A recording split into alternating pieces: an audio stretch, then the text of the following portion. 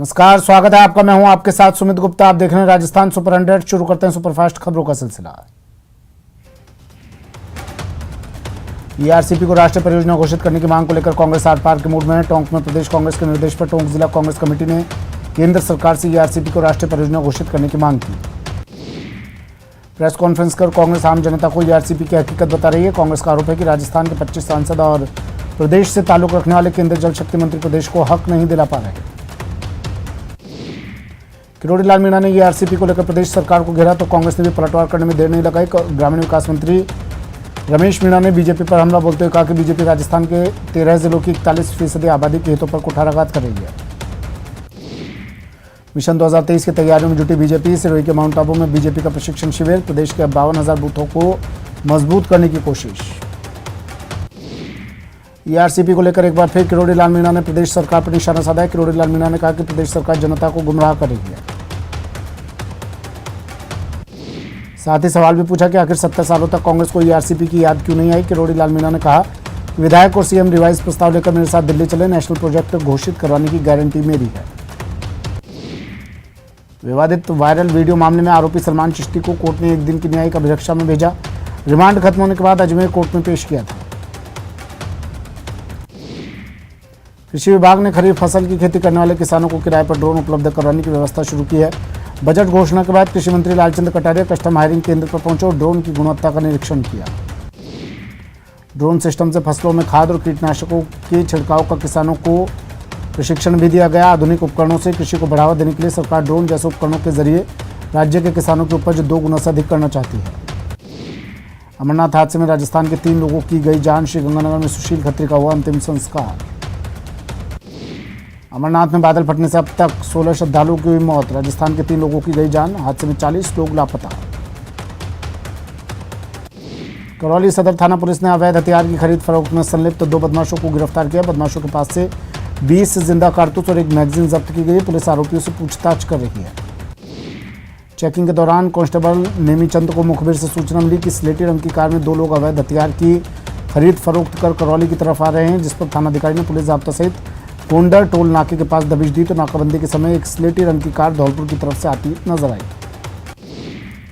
बीती रात दौसा में गिरिराज धरन मंदिर में क्षेत्र के एक घर में चोरों ने बड़ी वारदात को अंजाम दिया। चोरों ने घर में रखे 17 लाख रुपए नकद और 8 लाख रुपए के जेवर पार कर दिए। पुलिस टीम मौके पर पहुंची और पूरे मामले की जांच पड़ताल शुरू की। पीड़ित ने 17,50,000 रुपए प्लॉट खरीदने के लिए रखे थे। चोरों ने घर के पिछले दरवाजे से प्रवेश किया और बाकी कमरों की बाहर से कुंडी लगा दी। कोचिंग सिटी में चोरी की वारदात थमने का नाम नहीं ले रही है। कुन्हाड़ी के संगम विहार कॉलोनी में एक और कार चोरी की लाइव वारदात सामने आई है। बाइक पर सवार बदमाश आते हैं और कार को चुरा कर ले जाते हैं।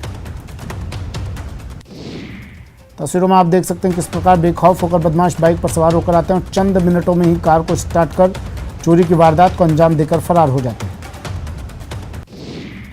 दौसा के आगरा रोड पर चोरी की बड़ी वारदात। घर में रखे करीब 17 लाख की हुई चोरी। करीब 8 लाख के जेवरात भी लेकर चोर हुए फरार। जयपुर में चोरों के हौसले बुलंद हैं। विधानसभा के पास दुकान को चोरों ने बनाया अपना निशाना।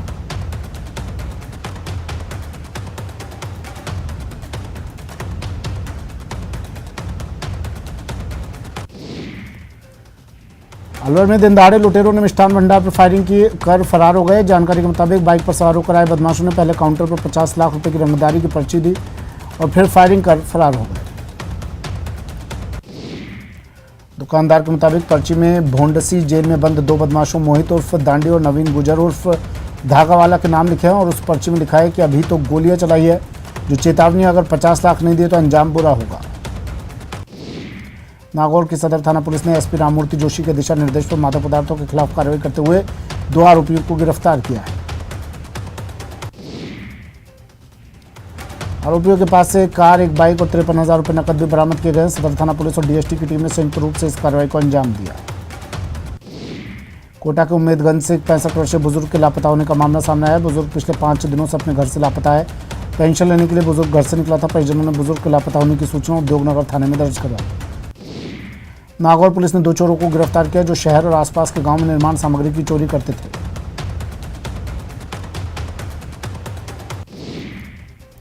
कोटा में विरोधी गैंग के एक सदस्य की हत्या करने की फिराक में घूम रहे एक शातिर बदमाश को पुलिस ने अवैध हथियार के साथ गिरफ्तार कर लिया।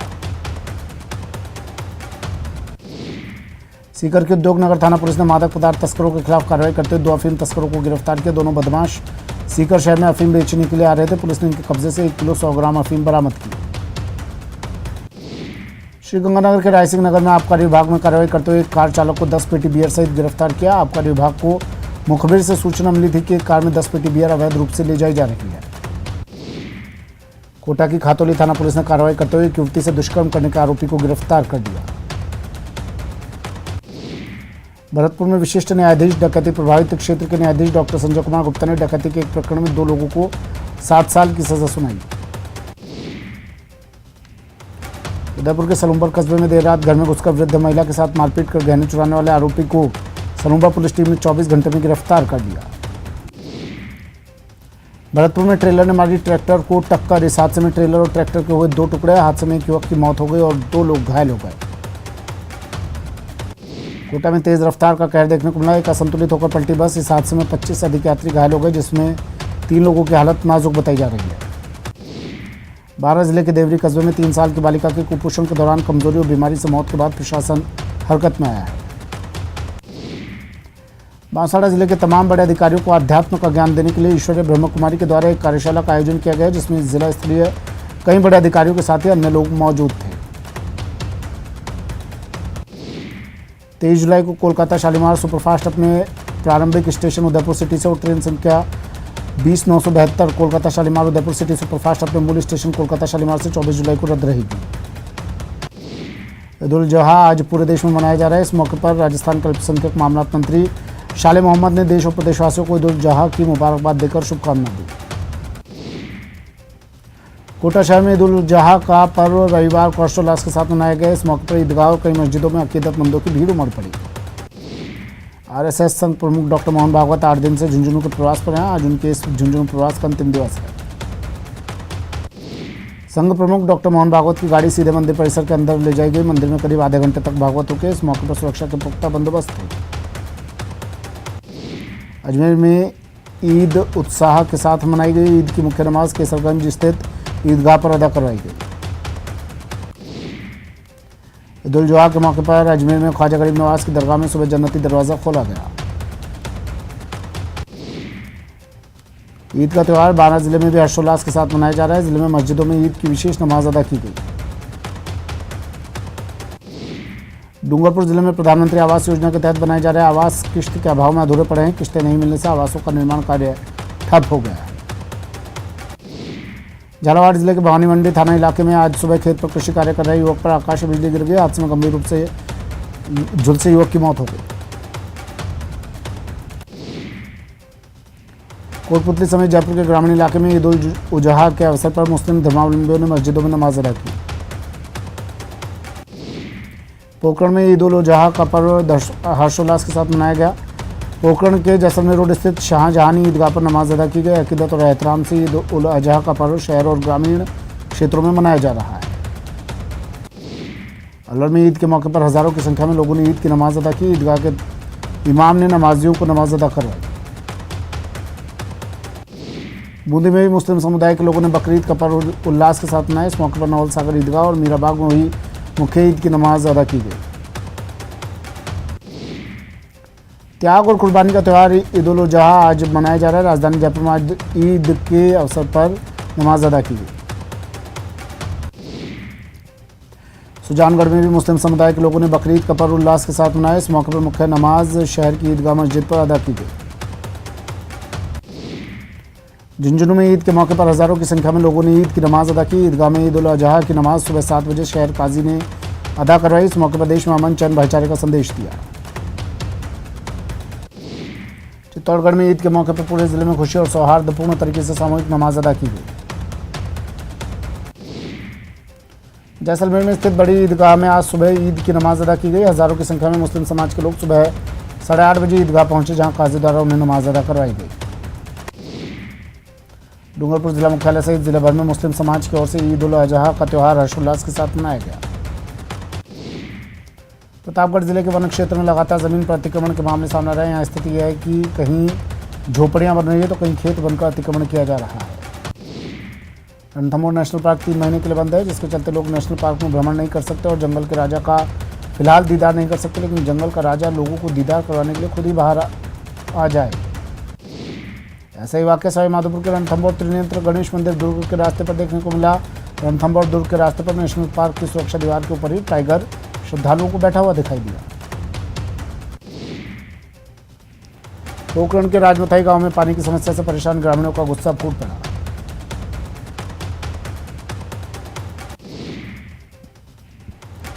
प्रतापगढ़ में आज ईद का पर्व बड़े हर्षोल्लास और धूमधाम के साथ मनाया गया। शहर की इंदिरा कॉलोनी स्थित ईदगाह मस्जिद पर शहर काजी जफर ने ईद की नमाज अदा करवाई।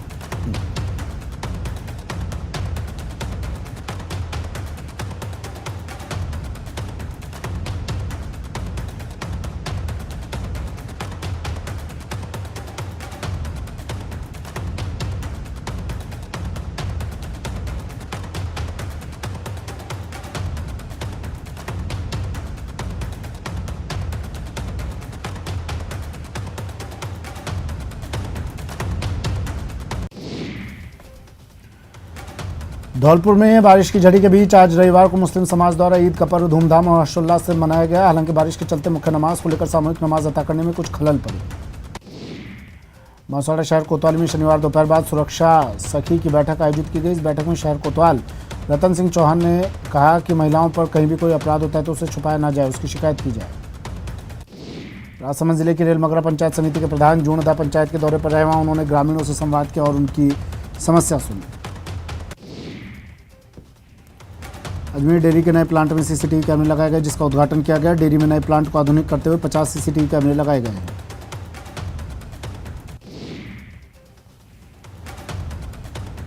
प्रतापगढ़ में त्योहारों के दौरान पूरे भाईचारे के साथ त्योहार संपन्न हो गए हों, इसके लिए जिले में पुलिस की ओर से सुरक्षा के पुख्ते इंतजाम किए गए हैं।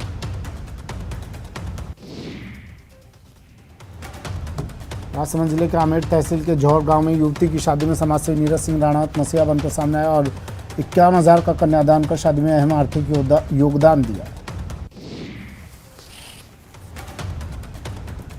बांदा जिले में कांग्रेस जनप्रतिनिधियों और नेताओं ने ईआरसीपी को लेकर पत्रकार वार्ता आयोजित की। इस वार्ता में नेताओं ने ईआरसीपी को राष्ट्रीय दर्जा न देने को लेकर केंद्र सरकार पर वादाखिलाफी का आरोप लगाया। कोटा के करीब 1 दर्जन यात्री अभी भी अमरनाथ में फंसे हुए हैं। हालांकि अभी सभी सुरक्षित बताए जा रहे हैं, लेकिन हादसे के मंजर को करीब से देखने वाले कई लोगों ने अपनी दास्तां बयां की।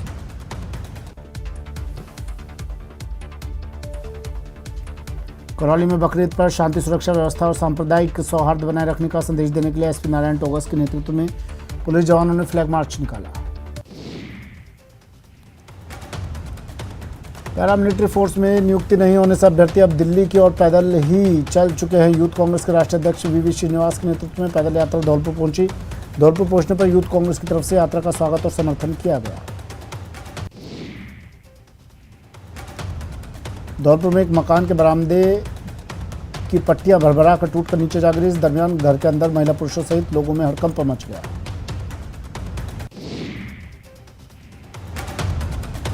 झालावाड़ जिले में ईद उल जुहा पर कानून व्यवस्था को शांति बनाए रखने के लिए पुलिस प्रशासन पूरी तरह से मुस्तैद है। जिला पुलिस अधीक्षक ऋचा तोमर ने शहर की ईदगाह पहुंचकर नमाज के इंतजामों का जायजा लिया। सुजानगढ़ के माहेश्वरी भवन में अखिल भारतीय विद्यार्थी परिषद के 75वें स्थापना दिवस के उपलक्ष्य में स्थानीय इकाई द्वारा प्रतिभा सम्मान समारोह एवं सांस्कृतिक कार्यक्रम का आयोजन किया गया। बांसवाड़ा कोतवाली पुलिस ने अंतर्राज्यीय बुलेट चोर गैंग का पर्दाफाश किया। मामले में 3 आरोपियों को भी पकड़ा है। सुजानगढ़ में एक नाबालिग से दुष्कर्म का मामला सामने आया। ग्रामीण क्षेत्र के एक व्यक्ति ने रिपोर्ट देकर बताया कि उसकी 16 वर्षीय भतीजी को 8 जुलाई के दिन भरनावा गांव के निवासी ने कुछ पिलाकर उसके साथ दुष्कर्म की वारदात को अंजाम दिया। अजमेर में जगन्नाथ रथ यात्रा महोत्सव के अंतिम दिन भगवान जगन्नाथ को नगर भ्रमण करवाते हुए शोभा यात्रा निकाली गई। सवाई माधोपुर में ईद उल जुहा के अवसर पर सौहार्दपूर्ण और प्रेम और भाईचारे का वातावरण बनाए रखने के लिए जिला मजिस्ट्रेट और जिला पुलिस अधीक्षक के नेतृत्व में जिला मुख्यालय के पुराने शहर के खंडार तिराहे से प्रमुख स्थानों पर पुलिस के जवानों द्वारा फ्लैग मार्च निकाला गया। राजसमंद जिले के आमेट उपखंड के राजकीय प्राथमिक विद्यालय आगरिया वाड़ा के विद्यार्थियों का नवोदय विद्यालय की चयन परीक्षा में कक्षा 6 के लिए चयन हो गया। अपने प्रवास के दौरान लोकसभा अध्यक्ष ओम बिरला ने 3 दिव्यांगों को ट्राईसाइकिल भेंट की। अपने पिछले प्रवासों के दौरान स्पीकर बिरला ने उन्हें ट्राईसाइकिल देने का आश्वासन दिया। मानसून की बारिश ने चूरू में लोगों को गर्मी से राहत दी तो कामकाज को ठप भी कर दिया। टीवी स्क्रीन पर तस्वीरें झमाझम बारिश की। टोंक में मूसलाधार बारिश लोगों के लिए बड़ी मुसीबत लेकर आई। लगातार बारिश से शहर में हर तरफ पानी पानी दिख रहा है। बारिश के बाद शहर की सड़कें दरिया बन गई तो घरों और दुकानों में भी पानी भर गया। पुरानी टोंक, मोदी की चोटी, काफला बाजार समेत खड्डा बस्ती के सबसे बुरे हालात बने हुए हैं। कोटा में रिमझिम बारिश का दौर शुरू होने के साथ ही कोटा बैराज का एक गेट खोलकर सैकड़ों क्यूसेक पानी की निकासी की गई। कुछ लोग जान की परवाह न करते हुए मौसम का मजा ले रहे हैं। मौसम की वजह से यहाँ कभी भी बड़ा खतरा हो सकता है। करौली में आज सुबह सवेरे आसमान में काले बादल छाए और अंधेरा छा गया और देखते देखते जमकर मेघ बरसे। करीब 2 घंटे की जोरदार बारिश ने आज नगर परिषद धौलपुर की पोल खोलकर रख दी। धौलपुर शहर की सड़कें पानी पानी हो गई। बीकानेर के खाजवाला में जोरदार बारिश से खेतों में पानी भर गया। अगले 48 घंटों के लिए रेड अलर्ट जारी। भरतपुर में रात से ही झमाझम बारिश का दौर जारी है। बारिश के चलते इलाकों में पानी भर गया। नालों में भी उफान पर आ गए।